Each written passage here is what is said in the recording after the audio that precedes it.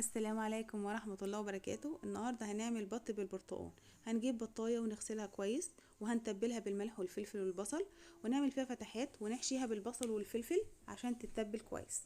وبعد كده هنجيب الخضار، بطاطس وبصل وفلفل الوان وبشر برتقان وكوباية عصير برتقان ومعلقة عسل كبيرة هنحطها مع الخليط دوت. وبعد كده هنجيب البهارات ونقلبهم مع بعض، ملح، فلفل، بابريكا مدخنة، عود قرنفل ومعلقتين صلصة، وهنقلبهم مع بعض. وبعد كده نحشيها في البطاية من جوه، وهنجيب صينية ونحط الباقي الخضار في الصينية ونحط البطاية ونحط صلصة من على الوش كده عشان تدي اللون الحلو، ونقفلها بالفويل، نروح نحطها في الفرن.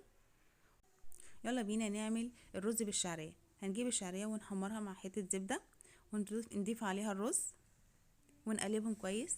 وبعد كده نحط الملح والفلفل، نقلب فيهم لحد ما يندمجوا مع بعض ويبقى رز مفلفل.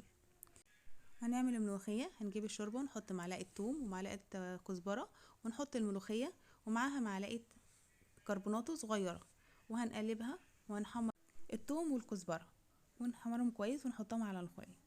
وهنفتح الفرن ونشوف البطاية ونحط عليها كوباية عصير برتقان، وبرضو هنجملها بالصلصة بالشكل ده وهنغطيها تاني.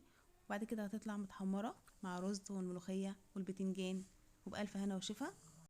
ودي شكلها بعد ما قطعناها، يا رب تعجبكم.